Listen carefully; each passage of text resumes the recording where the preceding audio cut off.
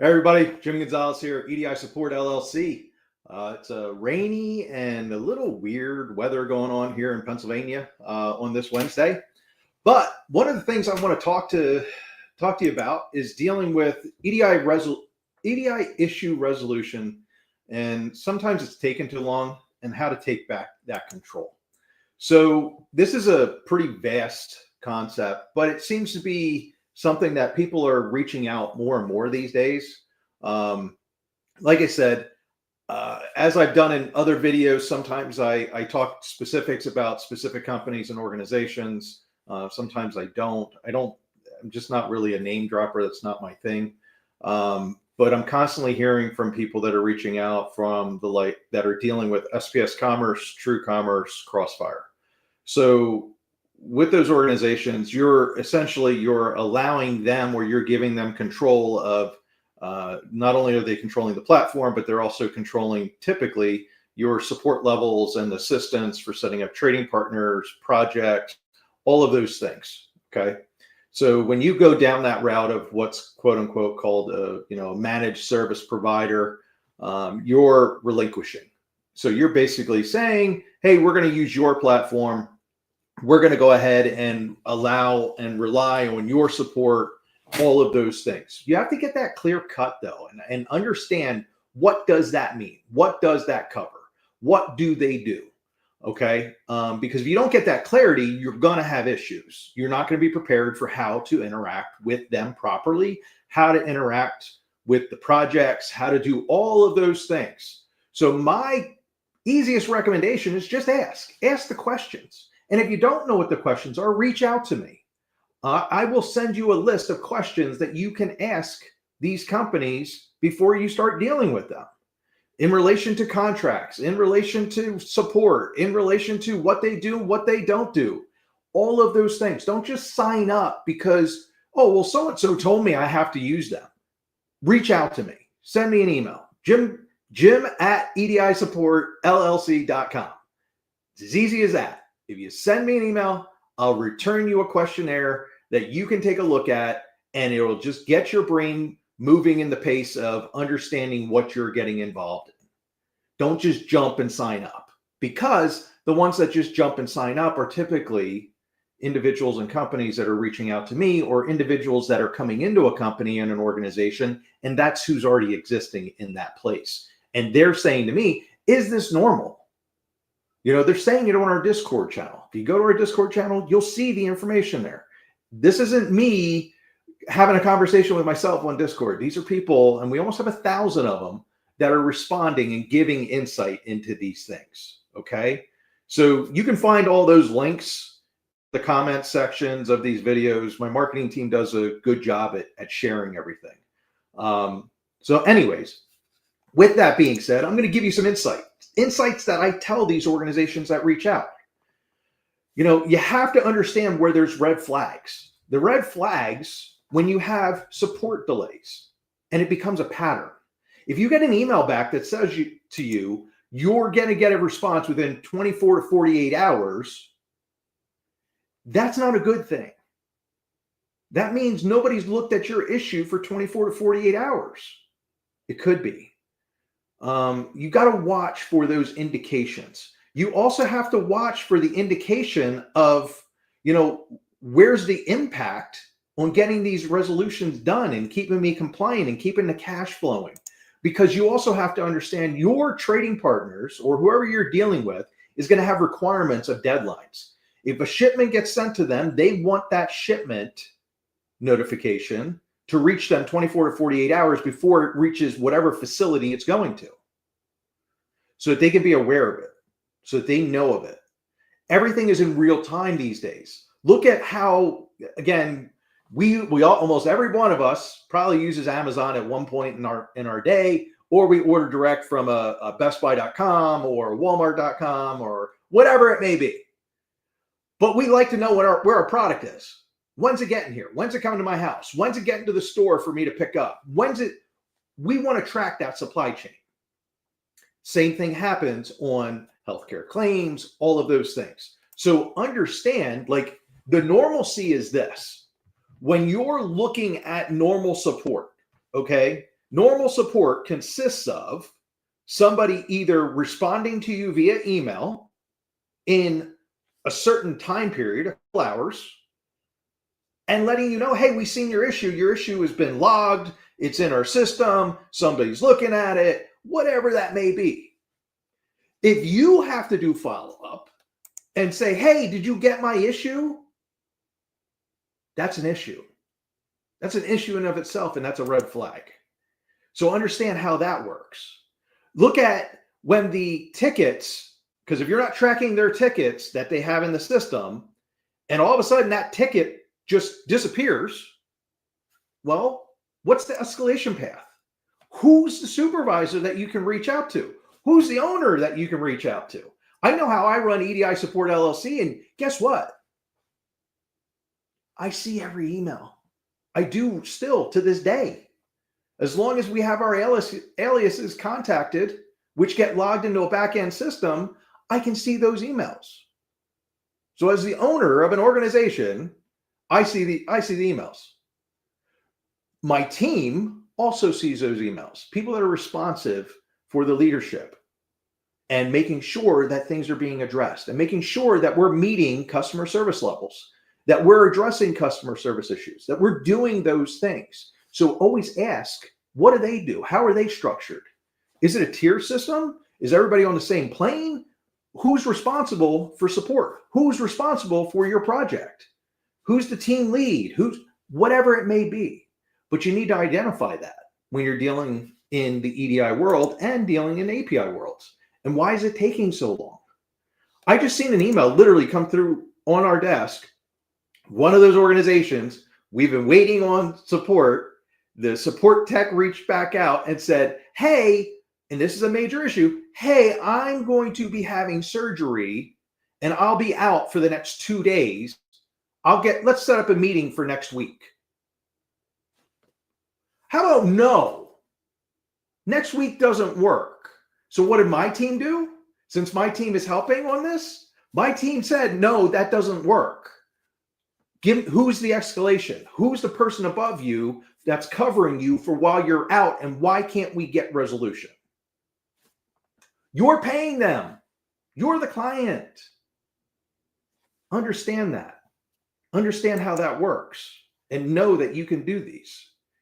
And, when you're looking at these things and you're saying, well, what's the root causes behind all these delays? Half the time it's because their team is understaffed and overwhelmed with projects. It's not that they don't have good staff members. It's not that they don't have good people. It's not that they don't have the technical aptitude to get these things done. They just don't have the time. That's a problem. Think about it. If you got more in marketing and support than you do if you have more in marketing and sales than you do in support or in project management, that's an issue.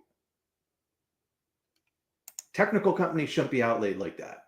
EDI is not using AI to do all of the things. There's still a lot of human interaction to get things done. Is that evolving? Yes, it is evolving, but it is not at that point. It's not there yet. I don't know when it's going to get there. It's going to move. It's just not there yet. I was talking to a company and they were asking me about my ideas and things that I've been thinking about and all of this stuff. So one of the things that I remember is, listen, EDI, when you're dealing in the X12, that stuff was in 1970. I've been doing this since 1998 is when I got into this world. Okay. Now, when did API come about? Think about it. I don't know the exact date that it came out to the general public. I do remember XML being pushed by Walmart in the early 2000s. I do remember API really becoming an ask in around 2010 and pushing it. So think about it. API has been around for 15 years, if not greater, but I'm talking to the mass public. And when did you see it? And when did you hear about API? When did you hear about X12? So think how long it takes for this segment of information and how long it's going to take for it to get to AI doing all of this. Right now, there's still a human interaction across the path. So you need project management, you need support, you need more people doing those things. You need to understand, is that help desk fully outsourced and they really don't have any product knowledge? I have another organization that literally my team has more years in their product than their own team does. Think about that. We're an outside entity consulting group, and we have more years of experience in a company's product than they do on their own staff. Doesn't make sense, does it? But this crazy part is we don't really have anybody we can reach out to. So if the product doesn't work and it's not doing what we need it to do, they're going to do a long list of research to try to figure out what's going on. And they have the code. We don't. Think about that. So you got to look at, what are they doing? Are they using a poor ticketing system? Do they not have SLAs? Are SLAs written down? Do you want them written down? It's up to you. They can be either spoken or written or whatever, but they need to be verbalized to you, and they need to be an understood process. And they need to be something that that company is trying to achieve. Now, are we all perfect? No. My SLA, I try to tell my team to get back to everybody, an email that comes in, a phone call, whatever it looks like, within 2 hours or less, to let them know that somebody's seen it and somebody's going to be working on it. Now, does that mean resolution? No. We can never commit to resolution. I don't care who you are. Nobody can ever commit to resolution because you don't know what the project is. You don't know what you're dealing with. So when you're looking at these things, you need to understand that, hey, you have to be realistic. So my team ask is we try to get back to you in 2 hours or less during our work business hours, Monday through Friday, 8 to 5. It's not something that's overly complicated. Do I ask my team to work Saturdays and Sundays? No, I don't. Am I looking at emails and looking at issues when they come across on Saturdays and Sundays? Yeah, I do. Are other parts of my team doing it? Probably my brother. Probably other individuals. But do I tell them to do that? No, because I want them to have a life-work balance, just like everybody else wants to have in the world today. So we try to address things as quick as possible, but it may not fulfill everybody's thoughts. Because maybe we're up against a client or a customer that works 18 hours a day, 7 days a week, and they expect resolution as soon as they send it in. Well, I typically will tell those clients we're not the right fit because that's not what I ask my team to do. I don't want my team to burn out. I want my team to resolve things in as fast as a process as they can. And if you need special assistance on a Saturday or Sunday, you need to ask for it, and we'll see if we can accommodate. I cannot make any commitments to that because we're human. So you want to understand, what does that look like? What does that ticketing system look like? Can you interface with the ticketing system? Is there a portal that you're going to be going into? What are all those things and how do they look? And then how do you escalate effectively? I tell people that reach out about the managed services, and I say to them, listen, and they're like, oh, can your team help? I'm like, yeah, we can help, but understand our hands are tied when it comes to the product. So where we can help is project management. If you don't have the time to do it, or you've never done it before, pushing on support where we're good at. If you don't have the time and you want a company to help facilitate that, we're good at that. We're good at the things that we need to do, and we're good at giving you EDI and API knowledge, almost like a knowledge broker when it comes to these other managed service providers. But who all wants to pay $150 an hour for us to do that? See, I'm sharing stuff with you so that I'm being realistic. And I say this to every customer that reaches out to me and says, hey, can you help us with SPS, True Commerce, and Crossfire? And I say to them, listen, you shouldn't have to. You should not need to pay for my team. You should be able to go to them, tell them where the deficiencies are, they correct it, and they get you up and running. It's not a hard thing. But if you need us, we're here. It's $150 an hour, 15-minute increments.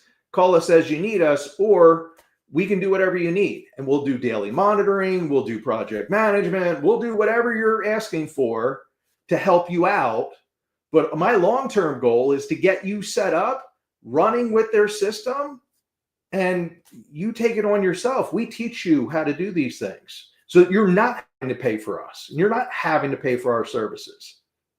And if you need to migrate off of them because you just get fed up, we can help you with that too. It's up to you. Again, these are things when you're going through and you're looking in this world and you're looking at EDI and API and you're going, how can I resolve these things quicker? What you need to do is you need to have an understanding. You need to keep resources and track of the information. So you need a ticket number. You need the date that it's open. You need the issue description, point of contact at the provider.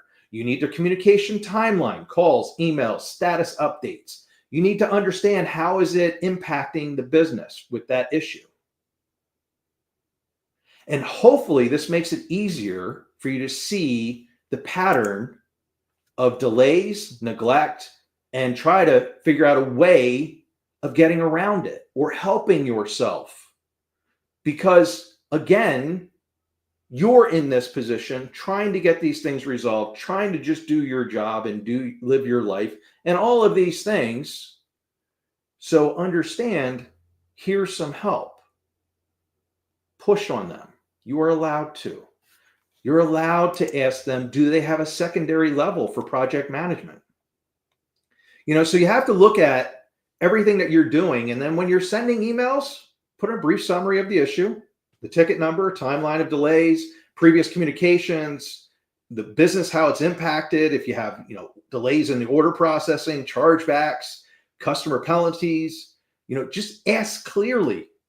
And if you don't know how to do it, maybe you hire a consulting group like mine, or you have somebody that you reach out to and you say, hey, can you give us a little insight for a couple hours to see how we can navigate these waters?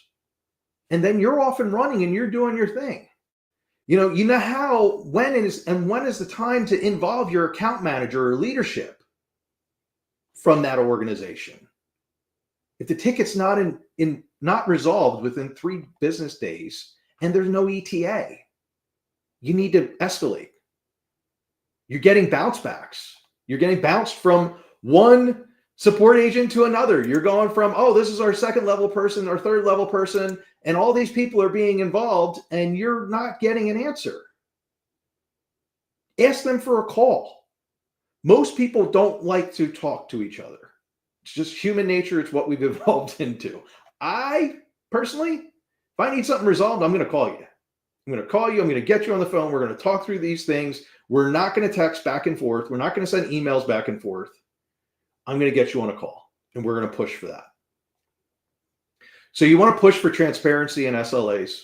You want to understand what a real SLA should look like. It should include these type of things. When's the first response time? When's the resolution time? What's their target for resolution? How do I escalate things? Is there any type of uptime commitments that I need to worry about? How often will the platform go down? And if the provider's not hosting it themselves, they should be clear for you. And they should tell you, hey, we rely on Azure, AWS. We rely on all these different entities or third parties to keep our platforms up and running because we're not a data center. That's not what we do. We made the product, we put it on one of those virtual servers, and they're taking care of it for that. How often should you expect communication from them? How often do they give you communication? I typically tell people on my team, listen, if you don't hear anything within 24 hours, you need to reach back out. And that goes with our clients too. We don't hear anything back from our clients and we're trying to resolve something, we're going to reach back out to you. I tell my team 24 hours or less. You don't hear a response, hit them up again. Send them another email. Same thing you should do with your providers. Then what are you looking to do? You want to negotiate your response time and resolution times. Look at your historical delays, the impact it's had on your business. Suggest to them, here's your tiered expectation, critical, high, medium, low. I've seen people use it as this traffic light mentality, green, yellow, red. Whatever you want to do, whatever you come up with. Again, this is your thing. Ask for if there's any temporary workarounds that you can use. Any alerts or monitoring that you can do on your end. Look at the escalation and who all you're dealing with in these trading partners. So if you have this same type of issue with a trading partner, ask them, what are their protocols? How quick are their resolutions? How quick can you expect them to get back to you? How can you got to set these things. And if you have high risk orders or high risk processes that you can't have go down, somebody should be monitoring that. Somebody should be assigned to it, whether they're internal or external. So ultimately, I gave you a whole slew of information of things to look at, things to do from your side, and then when it comes down to it, lastly, is when is it the right time to switch providers? People ask me that, and I tell them, listen, the right time to switch providers, you'll figure that out. Whether it's time, money, frustrations, stress, loss of revenue, whatever it may be, or a combination of all of this, or growth pattern of your organization, whatever it looks like. When you start Googling and YouTubing and you find my videos and you find my company, well, guess what? It's already set the seed in your head that you want to switch providers. Because you're going to be looking at this going, why? So everybody has a mark. Maybe you're looking at new trading partners. Maybe you're looking to go from non-integrated to integrated. Maybe you want proactive support. You want a live chat. You want uptime transparency. Maybe you want to reduce your costs. That's one of the biggest factors people reach out to me for. They're like, I'm paying $2,000 a month, $3,000 a month for my EDI or greater. Is there something cheaper? Well, let me take a look. Let's have a conversation. There very well might be, and there might not be. Again, it's what can you deal with? What can you handle? And some people stick with what they know just because they don't want to move. Again, that's another part of human nature, which is okay. So anyways, I hope this helps you out. I hope this gives you some insight. I hope this gives you some things to think about. Again, if you have questions, if you're looking at new service providers, if you're looking at your existing service provider and you want to understand what does that support look like, project management look like, send me an email. I'll send you over the questionnaires and the questions that I have, and you can take a look at it. And it's just really just utilized to get your brain flowing. It doesn't have everything and anything accompanied in the documents. It's to help you. Jim Gonzalez, EDI Support, LLC. I'm here if you need us. Please comment, like, subscribe, do all of those things. And don't hesitate to reach out if there's any which way that me or my team can help you. Again, I don't know everything. I only know what comes across my desk, the things that I've talked about and the things that I've experienced in my own past. So I hope you do well, and I will talk with everybody later. Take care.